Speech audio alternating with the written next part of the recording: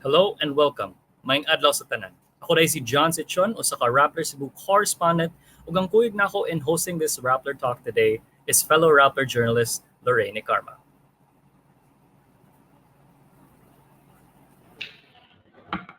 Hello, yesterday 26 delegates of a Lumad Bakwit School in University of San Carlos, Talamban campus here in Cebu were arrested by police in what they called a rescue operation against the training of minors to become child warriors for a rebel group. Of this, 19 were minors and were taken into custody by the Cebu City Social Welfare and Development Office, while 7 adults, including 2 datos, 2 teachers, and 3 students, have been detained at the PRO 7 and were arrested without warrants. So karon ang uban nato ang mga student leaders nga gikan sa mga lain-laing organisasyon sa mga universidad atong ipailala sa tanan si Ora Agbay nga gikan sa nagkayusang kusog sa estudyante NKE of the University of the Philippines Cebu, si Michael Angelo Esquejada from University of San Carlos Stand, and he's also currently the Vice President of the Carolinian Political Science Society. Nasa dere si Angel Mendiola from the University of San Carlos Supreme Student Council. She's the incumbent vice president and she's also a convener of the Save Our School Network Cebu. Naapod dere si Macy Crescencio from the University of the Philippines Cebu University Student Council. And of course, kuyog nato is Criselyn Empong, atong representative sa mga Lumad students. Hello, how are you? And good morning. Of course, ang magdala nato sa atong pagpangutana is Lorraine Karma. Let's welcome Lorraine. Hello, so mayong adlaw natong tanan. Our first question is going to be for Criselyn. Si Criselyn isa ka estudyanteng lumad nga naka-participate pod sa atong Bakwit School. So Criselyn, since naka-appeal ka sa mga lumad nga Bakwit schools, pwede nimo maistorya imong nasinati sa mga Bakwit schools and ngano na ay Bakwit schools in the first place? Ngano na abot mo lain-laing lugar para mo-eskwela o mapadayon sa inyong pag-eskwela?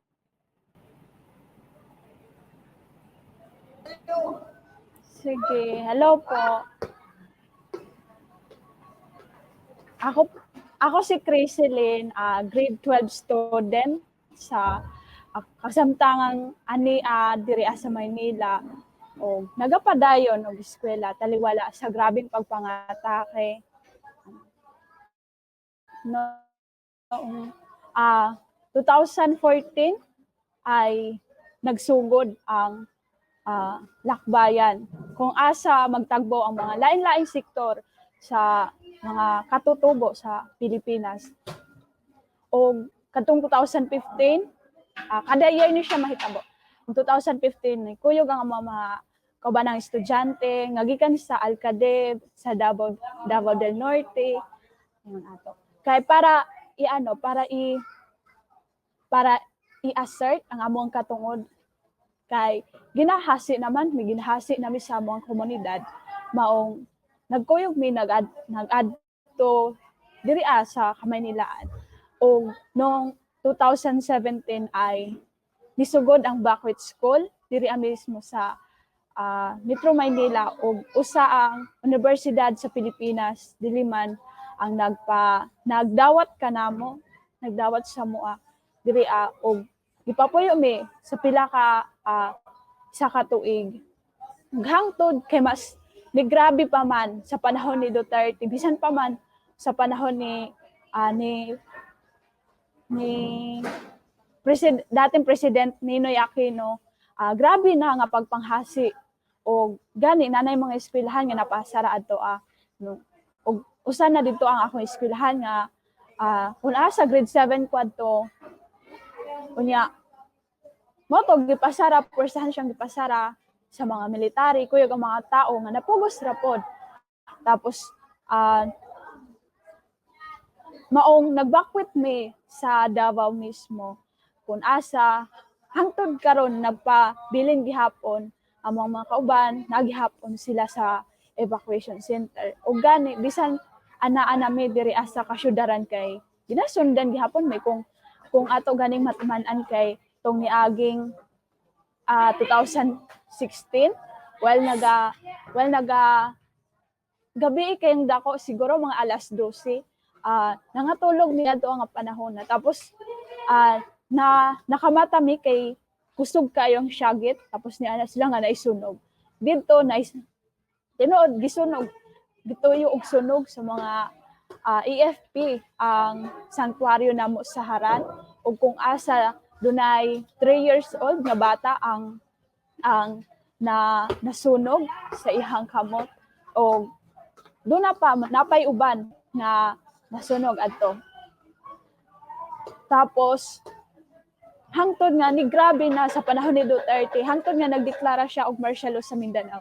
Mas nisamot og nagkagrabe ang pagpanghasi kay anaa naman kay bisan kaming mga estudyante kay wala na sila ginailang katungod grabe na ang pagyatak sa mga tawhanong katungod kay sa unang tuig pa lang ni Duterte kay grabe na 35 na ka eskwelahan ang ihang napasara sa 215 na eskwelahan sa Mindanao 35 na niya na ug mas ni grabe pa gyud siya kay mas ang martial law kay mas pabor man sa mga militar ang mas na pabor sa ilha ang polisiya. So na dito nakasinati mi og grabeng pagpangharas og nung ganitong 2015 kay kung asa mahinumduman nato ang Lianga massacre kung asa usa ka executive director og duha ka dato mismo ang gipatay sa komunidad og mas 2017 pud kay unsa kanang gipatay pud mismo ang usa ka kaubanan namong estudyante nga si Obilio Bayaw ni adtong September 5, 2017. Ug hangtod karon wala pay hustisya. Ug si John Mark Acto, dili siya estudyante sa Lumad School. Estudyante siya sa DepEd pero Lumad siya. Adto nga panahon na kay naay engkwentro ingon ato. Tapos ang gibuhat sa iha kay gihubuan siya giislan ihang t-shirt o long sleeve nga kulay black tapos gipagako sa iha gipagako sa patayng lawas niya ang iha ang pusil tapos giingon nga gibalita dayon nga giingon dito ang 15 years old rebelde tapos usa pa daghan kaayo nga pagpanglapas sa atong ug gani kay usapod ko sa biktima sa martial law ug gani ako ang papa tong November 17, 2018 kay biktima siya sa extrajudicial killings nga wala man tana sa kuang papa kay usa man siya ka o kung kailaman mo ni Father Pops Tintori usa ka Italianong pare kauban siya ni Father Pops nga nagtukod og eskwelahan sa mga komunidad o health center sa mga komunidad. Pero ang gipabuhat kay ginapangita siya, dugay na siya nga wanted, ginapangita ato. Nabalitaan na lang nako nga while na ako diri sa Bakwet School, naga-assert sa mga katungod, nabalitaan na lang nako nga ingon ato nagipatay na ako ang papa. So pipila lang ang pagpatay sa mga classmate, pagdakop sa mga teacher, pagpasara sa mga eskwelahan, pagpabomba sa among mga komunidad, pagkampo sa mga militar sa mga eskwelahan, pagguba sa mga eskwelahan. Pipila ra to siya sa nagtulak sa mua nga moadto diri sa Maynila para ipanawagan kay kun naarami sa Mindanao kay dili man mi nila mapadunggan, dili man mi nila madunggan ug gani sa mga kauban ng mga estudyante kay wala gid sila sa mga kauban ng mga estudyante nga gipangpatay walay action ang DepEd or ang DSWD sa ingon ato nga panghitabo. Sige, Chrislyn, since diri sa Cebu ang rason nga gipanghatag sa pulis no sa baguhay lang nga pag-aresto sa imong mga kauban, imong mga teachers o fellow students kay gihimo daw ang Save Our Schools Network na Bakwet School as a training ground for mga rebelde, mga komunista nga para sa armed struggle. So, naabay kamatuuran ani nga claim, and for Macy and Angel as organizers of the Backwit schools here in Cebu, in UP, and in the University of San Carlos, pwede mo maka-elaborate more on what actual activities do you organize and take part in for the Lumad schools? So in So si UP, Chrislyn sa atong. ay, sorry.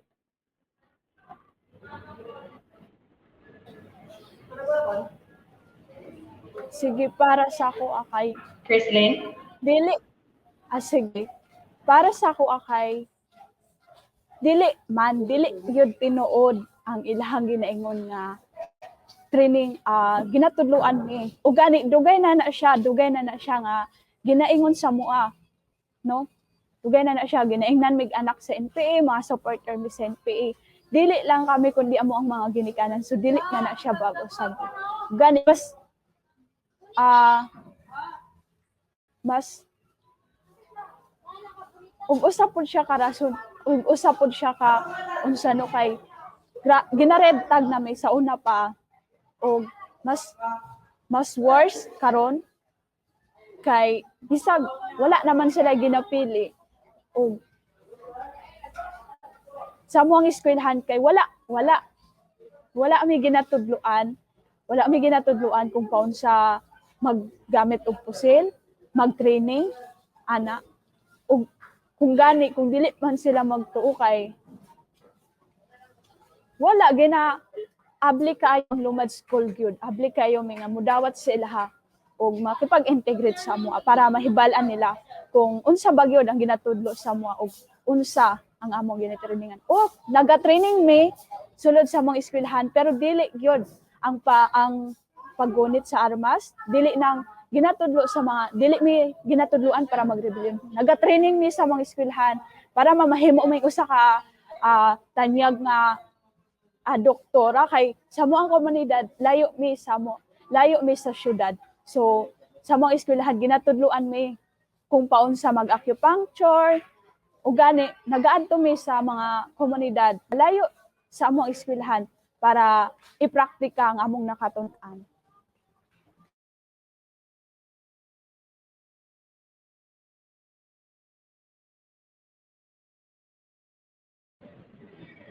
All right, as for Macy and Angel, what are the different activities that usually take place and you get involved in as volunteers and as organizers of the Bakwit schools here in Cebu? All right, so I'll go first. As a response to the needs of our national minorities and due to the increasing militarization in their communities in Mindanao, together with the imposition of the martial law in Mindanao years back, this caused numerous human rights violations, and so they needed to evacuate from their communities. And Cebu welcomed our Lumad brothers and sisters. And so back in 2018, Cebu launched the Save Our Schools network here in Cebu. And a little bit of context, the children who were forcibly seized yesterday, they were the second batch. We already had the first batch of children back in 2018 where they got to immerse with different students around Cebu. So they went from one university to another, holding forums to, of course, amplify their Lumad struggle, to get to know why there is such a thing that we call Backwit School. So there we discuss about their continued resistance to continue their education, the lack of basic social services in our hinterlands up until now. There is also the coming in of big mining companies and the destruction of our environment and the like. We also have tutorial classes. We call for volunteers. We have volunteer teachers who are students from different universities. We have professors from universities who also teach students and help in their tutorial classes. Sometimes when the opportunity arises, the Lumad students could even sit in and join actual classes, no, if logistical needs and the time permits. We also hold psychosocial activities for the children, especially because we have heard from Chrislyn earlier that the children, the Lumad children, really underwent or are undergoing traumatic experiences as early as now, as young as they are. And then we also, from time to time, give them different discussions, no, on medical, how to like treat one another, no, with the use of different herbal herbal supplements and the like. We also try to give them paralegal trainings, no, so that the children, the datus, and of course the Lumad teachers are also well aware of their rights, no? And this is something that they could use also in their fight for their community.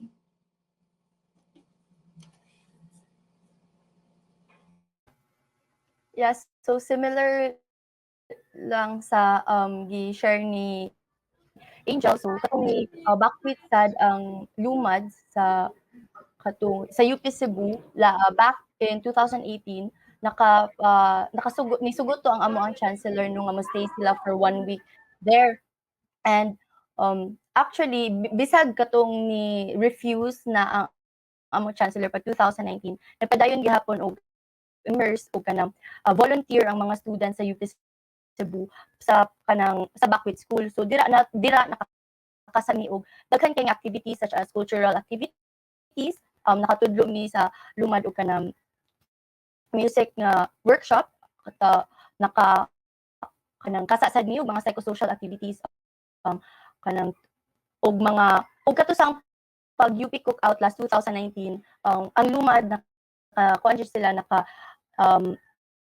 they took center stage during the cookout para ma-share ug ma-amplify ang ilahang struggle ug ang ilang plight. So kani dili nato makita gani nga unsa ka absurd ang claim sa state forces sa police nga kanang nahimong train ni sila para mahimong communist rebels or kanang red fighters, no, kay kanang sa ato ang paghibaw kanang wala man tawoy kanang Lumad nga nag-training og pusil-pusil kun dili nagsiguro sila og padayon sa ilang pag-eskwela despite sa militarization og sa kanang mga pagpanghulga nga ilahang na sinati. And ang kada sang pagpanghulga og mga na ilang na sinati, no, kay kanang naka-inflict sa og trauma sa ilaha. Mao sad na nga during their stay sa UP Cebu, nakakasato ang mga psychology nga major nga students kay nakakasa og psychosocial activities and nadira na nato na hibaw-an nga grabe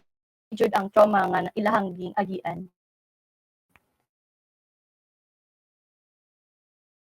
So yes, it's really sad nung mo na ang nagian sa atong mga Lumad sa Mindanao, especially sa Lumad nga who are also here with us sa Dakbayan sa Sugbo. Pero gikan pa lang sa pagdeklara sa martial law here sa Mindanao hangtod karon sa mga pangitabo sa syudad sa Sugbo, we can really see the attacks against our fellow students po. Pero I just want to ask this atong mga kuan diha, most especially I want to ask Michael and si Aura, of course given nga kamo isip mga estudyante, mga student leaders, unsa may inyong nabati bahin sa cancellation sa UP-DND Accord og sa mga raid nga nahitabo sa inyong mga eskwelahan. Apil na pod ang reaction sa USC SBD nga administration.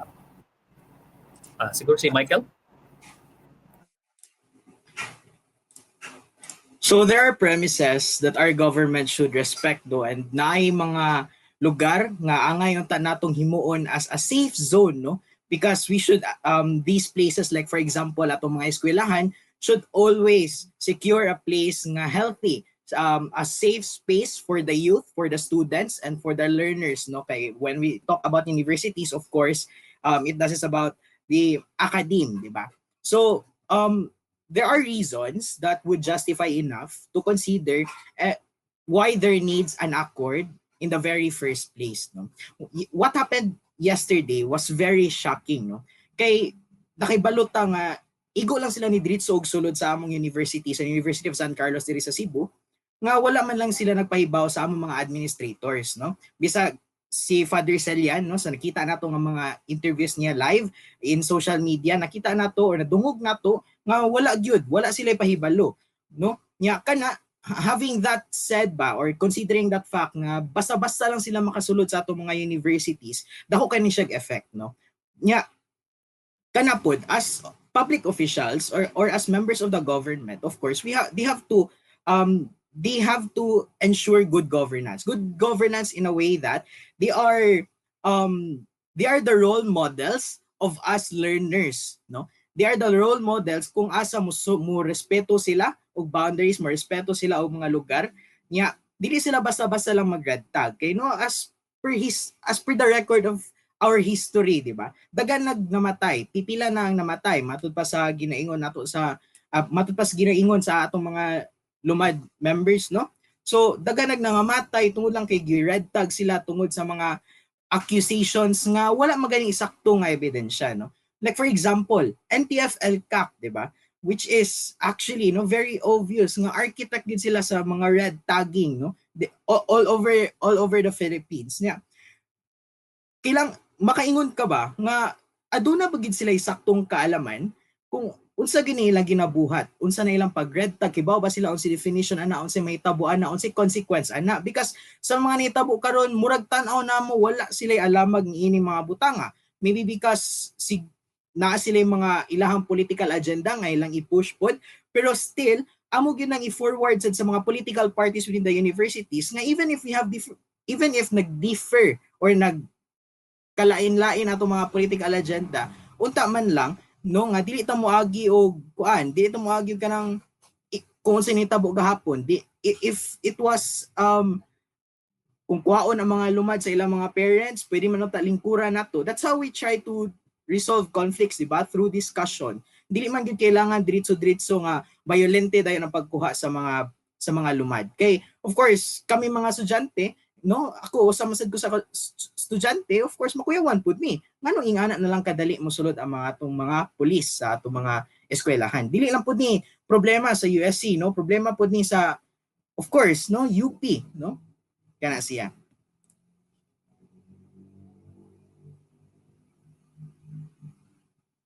Okay, let's see Aura pod.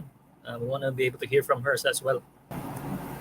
Thank you, John. Well, first of all, no, the response and the resolute stance of the USC admin, no, as well as the SVD on protecting, on defending, no, the rights of our Lumad brothers and sisters is already very commendable, no, as we have seen in their statements and in their press conferences.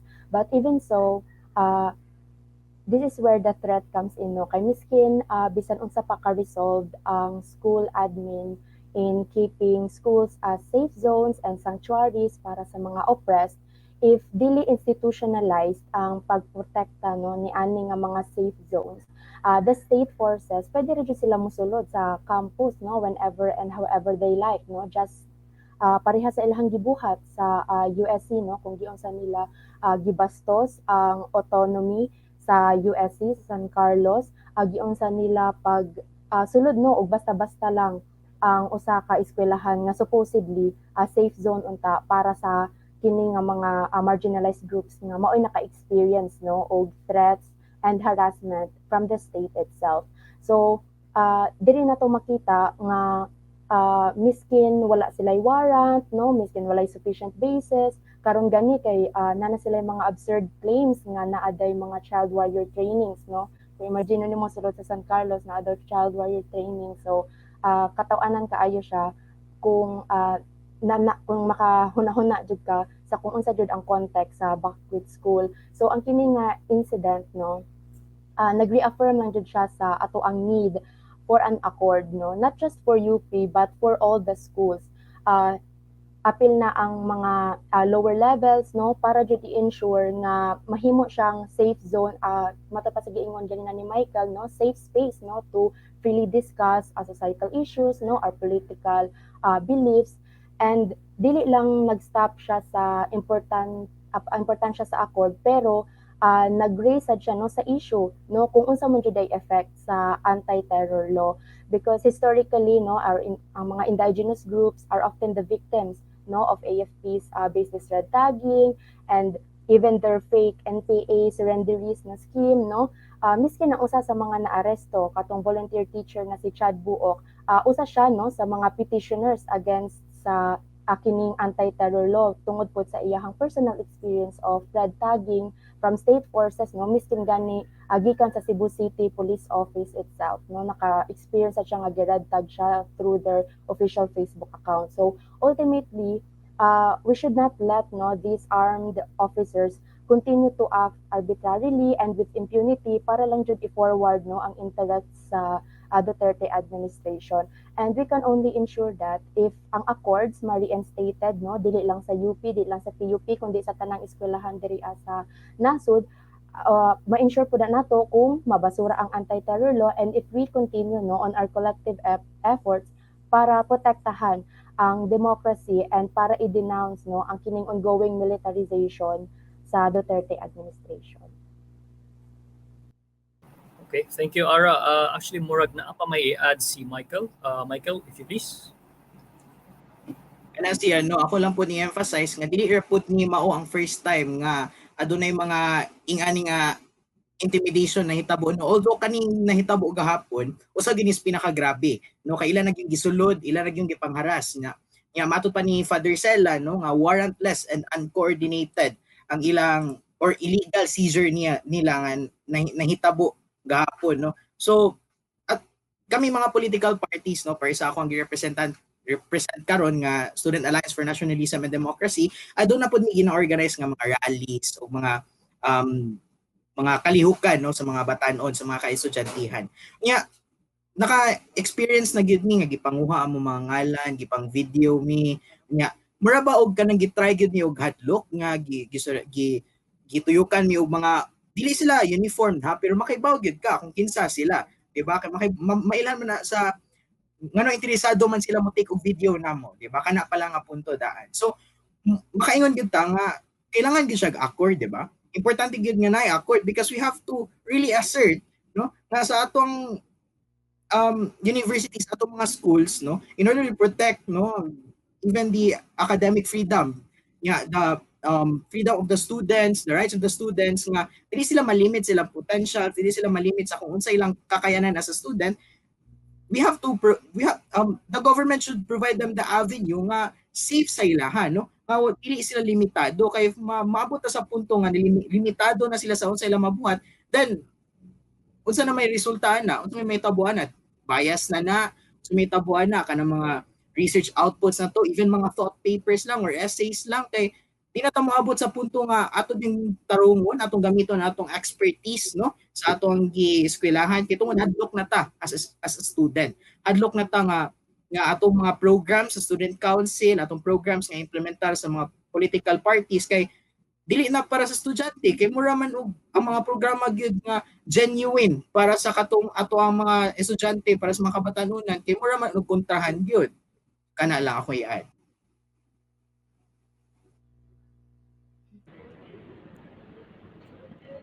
All right, thank you, Michael. You and Ara did mention the need for an accord, not just for UP, but to extend to all schools to maintain that schools be respected as safe zones.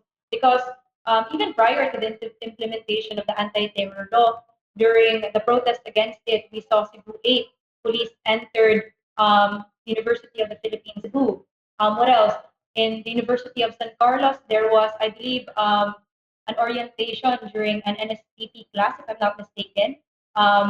Red tagging stand as a rebel group, as a legal front to a rebel group. And we also had the protest in UP Cebu, where there was police presence when students protested against the abrogation of the UP PND Accord. Now, seeing all this, plus the raid that happened yesterday, do we see that without the accord, without protection, things are looking a lot dimmer, things will get worse for students in Cebu, especially with the implementation now of the anti-terror law? Okay, may I answer, Lorraine? Yeah, that question is for everyone. So, to reiterate no, ang imong giingon, even natong accord, daghan jud kaayong mga violations no ang gibuhat sa state forces.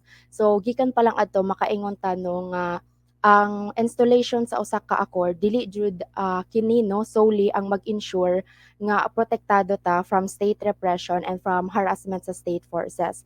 Because first and foremost, ang ato man jung first defense no against these attacks sa state, especially sa kanang mga intimidation nga gipangbuhat against critics and dissenters, ang ato among first defense ana is our continued resistance.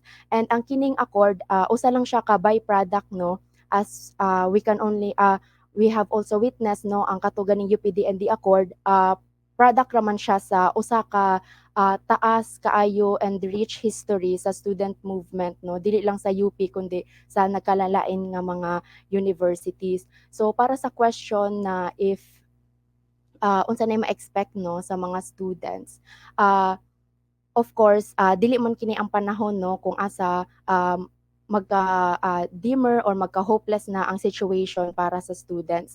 Gani kung para lang sa Duterte administration, para nila things will only go downhill from here because ang youth, ang mga kabatanunan, our indigenous peoples, ang mga lumad no, miskin academic institutions, the professionals and the broad Filipino masses are now getting fed up with their lies no, ang ilahang pagka brutal, ang ilahang unfulfilled promises, ang mga korupsyon, ang mga incompetent response sa pandemic no, ug uban pa nga daghang pang issues nga ato ang ginatakol karon.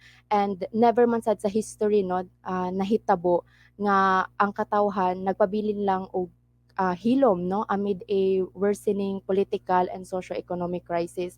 Kay sa karong panahon mas gipagrabe pa sa pandemic no, ang mga tao nagkagutom na, ang mga bata wala na sa eskwelahan, ang mga workers no nagka-homeless na, nagka-jobless na, nawad ang mga trabaho, ang pamalito nagkataas sa ang mga presyo, labon ang sweldo nagkaubos no. Ang demanda para sa usa ka sustainable, competent and effective governance is growing no. And unsa may response sa Duterte administration, anti-terror law, Red Scare campaign, militarization no, dili na madala no, dili na makaon sa mga Pinoy no. He can only expect greater resistance from here on. So kung para sa Duterte administration, things will only get worse, pero para sa usa ka broad no Filipino people and Filipino youth nga nagka-struggle para sa usa ka genuine national democracy, things will only get better for us no, especially sa ato ang collective force no,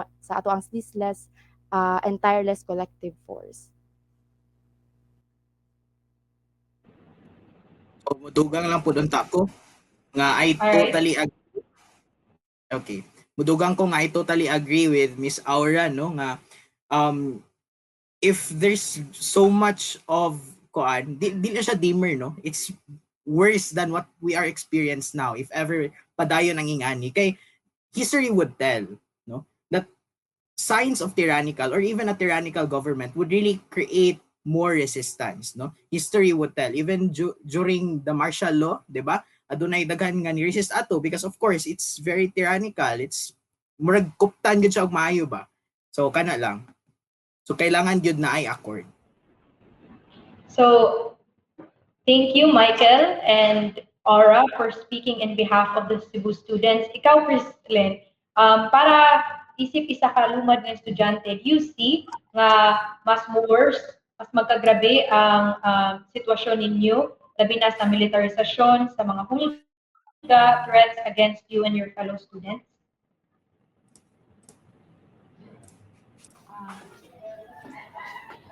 Sige.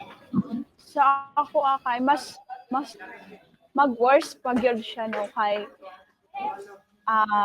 gani sa among pagkahibalo tong gusto unsa ang UPD&D accord, grabing kabalaka o kahadlok po ang amo ang gibati adto kay tungod nabala kami tungod kay labaw pa sa ako napa may mga kauban o naami kauban diri nga mas bata pa sa mua nga naa sa 13 years old. So nabala kami kay tungod basin maagian na mo or may experience na pud namo ang amo ang na-experience sa amuang mga komunidad. So nahadlok pud mi kay tungod basin kay tungod ang UP or Universidad ng Pilipinas kay usa na pud ni siya sa amo ang baga na nahimo na namong komunidad or eskwelahan kay able man kay siya modawat sa bisan unsa. So mahadlok mi na basin parehas sa amo mawad-an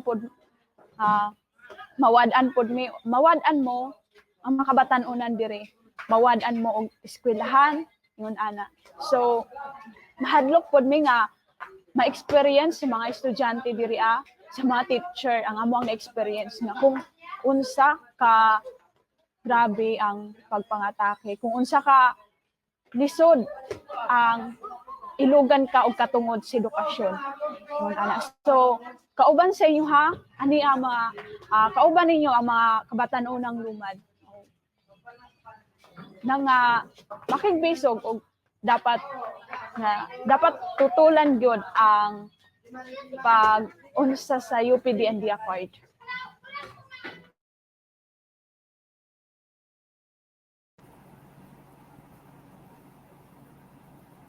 Okay.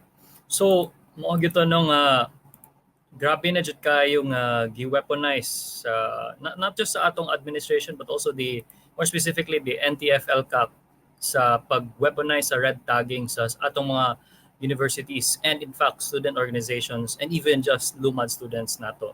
Pero we have to ask po sa atong mga mga student council leaders what are your student councils and your admins doing right now in response sa red tagging nang hitabo karon? Maybe si Angel o si Aura makatubag ani. All right, in light of the issue of the intensifying attacks brought by the NTF-LCAC and the rest of the Duterte administration's machinery, I think it's nice if we lay down what NTF-LCAC is. So the NTF-LCAC, or the National Task Force to End Local Communist Armed Conflict, is a product of the Executive Order number 70, or what we call the whole of the nation approach, meaning the Duterte administration could use different agencies of the government to end quote-unquote local armed conflict. But what do we see on ground? The reality right now is that they aren't targeting armed rebels. They are actually using this kind of approach to silence dissent, to legitimize crackdown on activists, on progressive, on outspoken student leaders, and even school administrators. So the reaction of the Carolian community, of course, is very clear. It's that we are willing to stick to our core, which is to show what a real Christian is.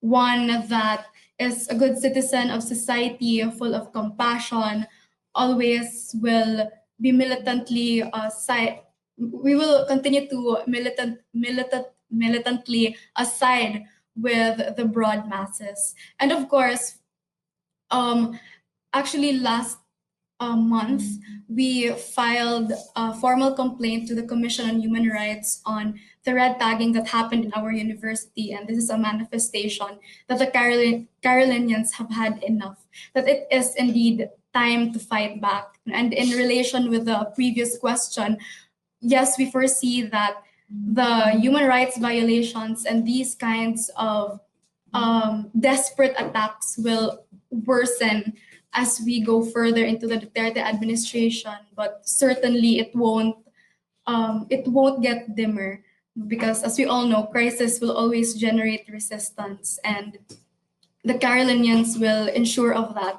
Right now, we are experiencing a very chilling parallel to what happened during the Marcos regime, the Marcos martial law, and we could recall how the University of San Carlos stood for our human rights, and the Carolinians of today are very much willing to do it again.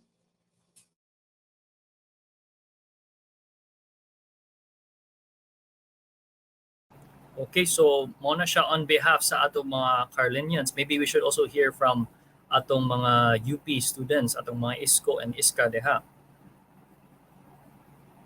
So maybe either si Macy or si Ara. Yes, thank you, John. So sa UP Cebu,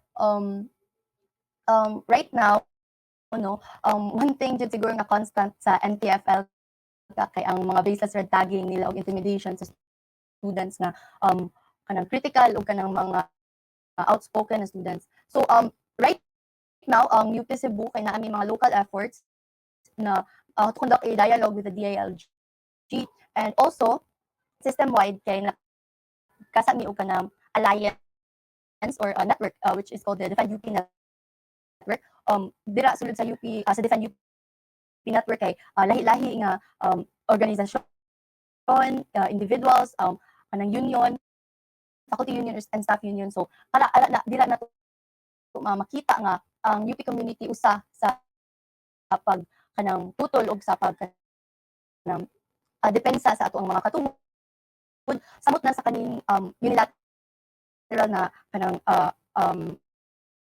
kanang abrogation sa UPDND Accord. So dira no kanang bisan pag magkina kusog ang kaning pagpanghulga sa ato ang estado magkakusog sa jud gihapon ang pag-resist ang resistance sa students ug sa masa.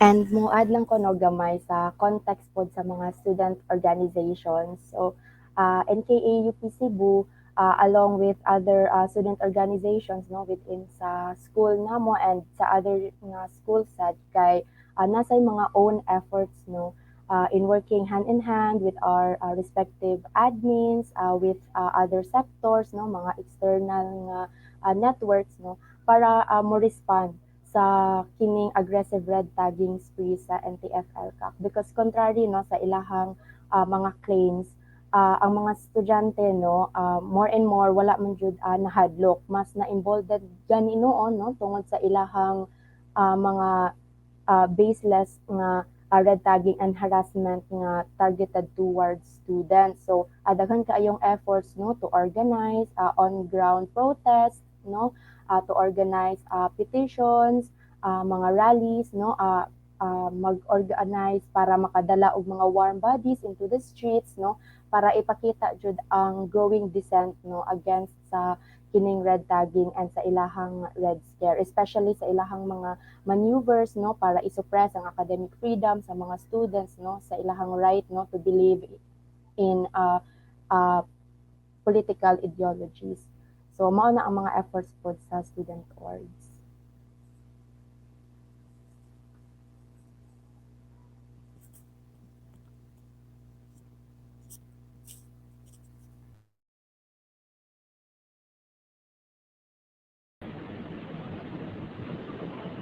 All right, going back to the anti-terror law, Chad Volk, among the 7 arrested, was a petitioner for the anti-terror law, and if I'm not mistaken, also organization ARA, NKE, and another political party in the University of the Philippines, Cebu.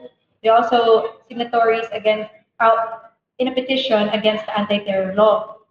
So going back to that, how do you think the implementation of the anti-terror law can affect academic freedom, especially for students like you? And how will it affect also the activist scene in your universities and campuses? Yes, we know as NKE UP Cebu, along with STAND USC, no, also filed a petition no, against the anti-terror law sa Supreme Court. And of course, we believe no, nga ang kini nga law tungod sa iyahang vague strictness sa iyahang mga provisions, no, especially kung giunsa niya pag-define kung unsa ang usa ka terrorist act. Nag-pose jud siya og great threat, no, especially sa academic freedom sa matag academic institution, especially kami, no, ang mga student political parties, no, we have our own political ideologies that we believe in nga naa mi mga gipang forward nga mga interest, and very alarming siya especially in the face sa kaning controversial anti-terror law. Kay kung makita pa nato, no, iyahan nang gi-criminalize, no, and gi-vilify ang pag-believe in leftist ideologies, no, like socialism, mga communism, no, which is in fact dili man siya illegal, no, to believe in. In fact gani kay appeal ni siya sa ato ang curriculum, no, especially sa mga political science students, no. Mo nang dapat i-ensure nato nga i-cultivate, no, ang og i-protect ang academic freedom sa matag institution kay para mao ni ang mag-pave way, no, especially sa pag-solve nato sa mga dugay na nga mga social ills, no, nga ming plug sa ato ang country, and dili lang nato mas mapalawman pa kung unsa man jud di ay ang root causes, no, sa tanang problema diri sa ato ang nasod, and through academic freedom ra sad ta maka-freely discuss, no, kung unsa jud di ay ang pwedeng mahimong alternative para ma-ensure ang societal equality, mga para ma-ensure ang rights, no, sa matag Pilipino, og dira nato makita kung unsa jud ka importante nga karon sa pagkakaron pa lang dili nato i-normalize, no, ang kining Red Scare campaign sa Duterte administration.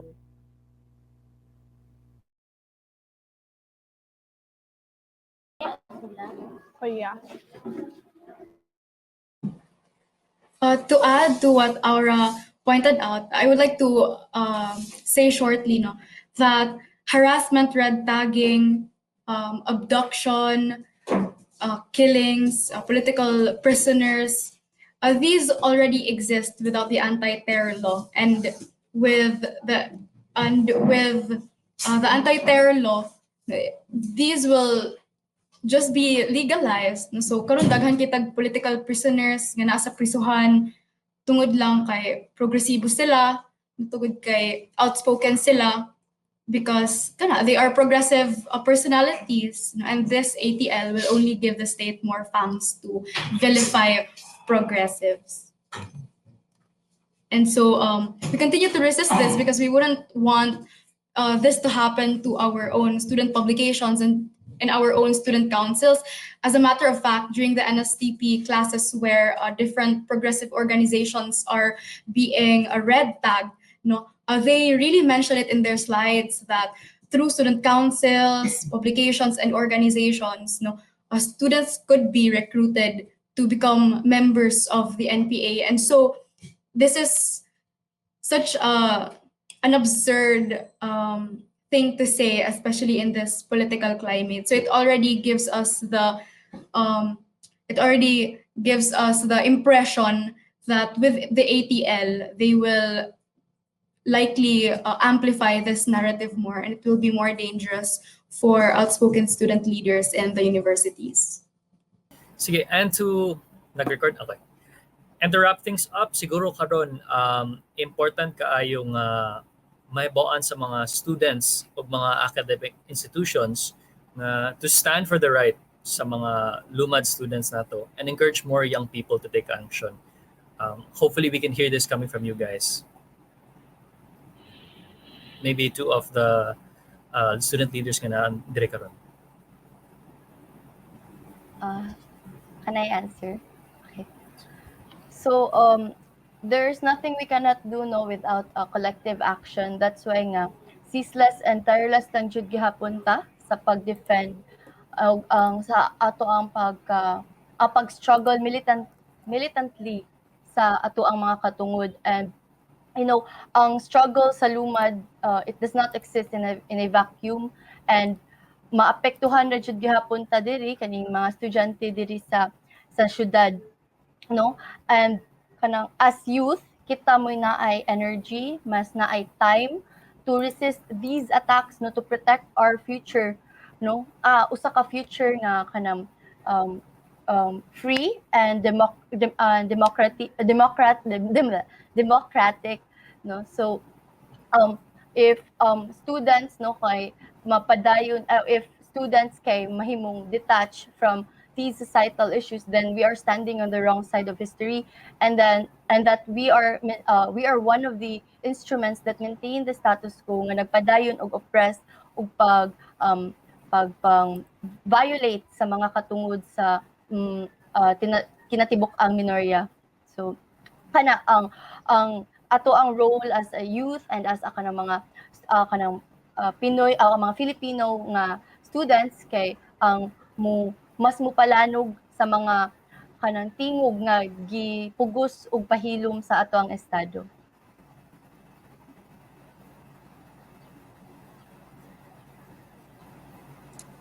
And to wrap up things, no, nga ako lang po ihawhag ang tanan nga dili gyud ta angay mahadlok nga manghilabot, no, sa kung sa man ang mga political matters, no, nga most especially nag-concern sa ato ang mga kabatanunan. And we have to make sure, no, nga we will be registering ourselves, no, sa COMELEC para doon natay kapasidad nga mobutar sa kung kinsa ang mosunod nato nga mga opisyales sa gobyerno.